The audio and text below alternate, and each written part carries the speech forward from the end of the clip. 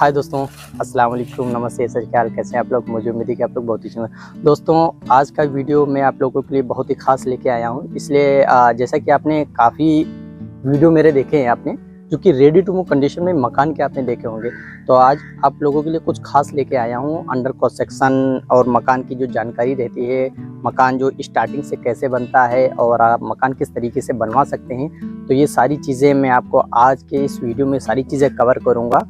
और आप जैसे रेडी टू मूव कंडीशन में जो आप मकान देखते हैं और भी आपने मकान जो लिए हैं, परचेज किए हैं, अगर आप सर्च भी कर रहे हैं और जो भी भाई मकान बनवाना चाहते हैं, अगर एक इंजीनियर जो कि टेक्निकल सारी चीज़ें उसको जो भी आपकी चीज़ें रहती है वो सारी चीज़ें आपको कवर करके जो भी चीज़ें बारीकियाँ रहती है वो आपको दिखाएंगे, और इसमें जो भी कमियाँ रहती हैं वो भी आपको हम जिस तरीके से दिखाएंगे कि सारी कमियाँ भी आपकी दूर हो जाएंगी। तो आइए हम अपने रज़ा भाई से आपकी मुलाकात कराते हैं और वो सारी चीज़ें कवर करेंगे, जो कि भाई हमारे अस्सलाम वालेकुम भाई हमारे हैं रज़ा भाई, जो कि आपको सारी चीज़ें आपको प्रोवाइड कराएंगे। ये इंजीनियर साहब हैं हमारे। Thank you very much Rehan साहब, और नमस्कार सभी को जो लोग देख रहे हैं। और हमारे रेहान साहब अक्सर मकान को बेचते हुए दिखे हैं, जी पहली बार बनाते हुए कैसे बन रहा है ये भी आपको दिखाएंगे। और मैं आपको बताऊं कि एक घर की शुरुआत हो रही है, लेआउट हो चुका है, कॉलम की प्लेसिंग हो चुकी है।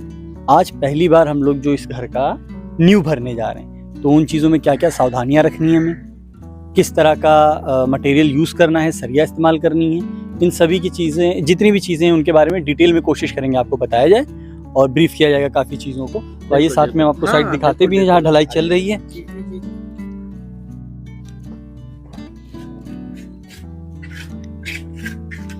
ये कॉलम तैयार हो रहे हैं हमारे।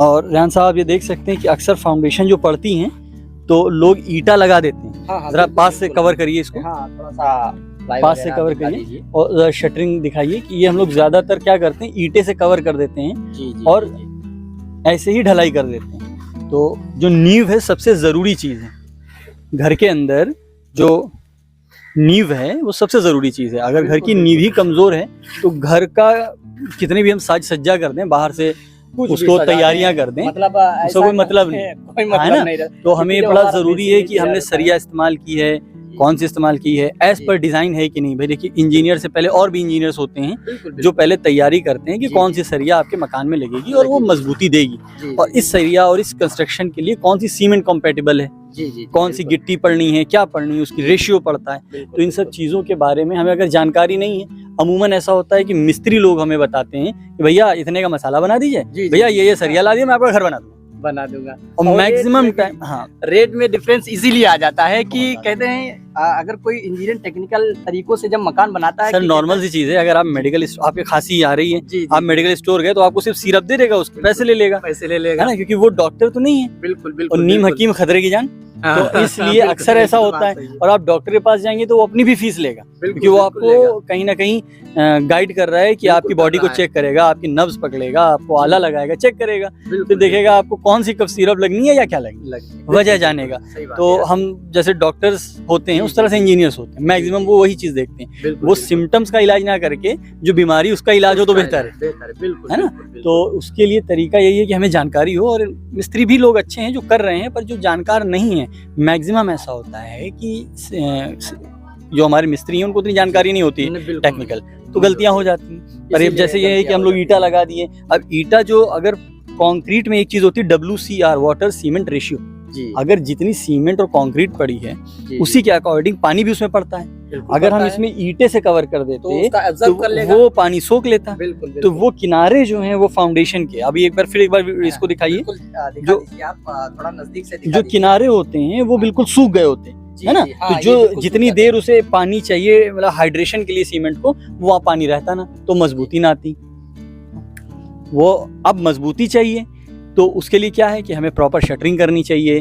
जो अगल बगल आपने दीवार देखी, वहां हमने बोरी से या पन्नी से हमने जो है उसको कवर कर दिया कि अब वो मिट्टी के कनेक्शन में ना आए, गंदगी में ना आए, क्योंकि वहां पर सीमेंट और कंक्रीट पड़नी है, ना कि मिट्टी, है ना। तो पानी का जो रेशियो है जरूरी है वो पड़ जाए। अब उससे पहले हमने जो सीमेंट सरिया की काम शुरू किया, तो आप देखिए जैसे ये कॉलम हमारा पड़ा हुआ है, ये कॉलम देखिए, इसमें नीचे जो इसके डेवलपमेंट लेंथ के हिसाब से हमने इसके एल घुमा दिए हैं। अब ये जो स्टिरअप जो पड़ती है ये कॉलम की, तो इसमें अक्सर आपने देखा होगा जब टाइल्स ये स्टिरअप बनती हैं तो लोग इसको यहीं पे लाके छोड़ देते हैं। पास करिए भैया जरा, ये छोड़ देते हैं। अब देखिए आप इसको देखिए, ये हमने 135 डिग्री पे मोड़ा हुआ है ना। तो ये तरीका होता है कि रिंग बनने के बाद आप इसको अंदर की तरफ बेंड भी तो करेंगे। कि वो अक्सर मिस्त्री लोग यहीं पे छोड़ देते हैं, इसको अंदर नहीं टाई करते हैं, अंदर नहीं घुमाते हैं। उसमें क्या होता है कि वो पूरी तरह से भूकंप रोधी नहीं बनता है। सिर्फ नाम का है भैया आपका आरसीसी स्ट्रक्चर बन गया। आरसीसी स्ट्रक्चर बने, फ्रेम स्ट्रक्चर बने और भूकंप रोधी ना हो तो उसका कोई मतलब नहीं है ना। तो कुछ तो बहुत इतनी तो क्वालिटी होनी चाहिए कि छोटे मोटे झटके या इस तरह के तो हमारे घर सही ले। बिल्कुल, वो तो आते ही रहते हैं लगभग, मान के चलिए। इसलिए ये चीजें जरूरी हैं कि आप कभी भी घर बनाएं किसी क्वालिफाइड, पढ़े लिखे, जानकार, एक्सपीरियंस्ड इंजीनियर के देखरेख में बनाएं। बिल्कुल, क्योंकि ठीक है मिस्त्री लोग तो बनाते ही, क्योंकि मकान जो होता है क्योंकि सभी का एक सपना होता है कि मकान ऐसे ही नहीं होता, क्योंकि मकान और शादी कुछ चीज़ें ऐसी होती हैं जो सपना होता है कि भाई एक हमारा घर का सपना है कि मकान बनाएंगे। ऑलरेडी आपने पैसे भी खर्च कर दिए, पैसा खर्च करने के बाद उसमें पुट्टी और वाल सारी चीज़ें निकलने लगी तो फिर क्या रह जाएगा, आप समझिए। तो वही चीज़ें हैं, अगर आपको जो भी चीज़ें फाइनलाइज करनी है तो जो है उसके बाद आप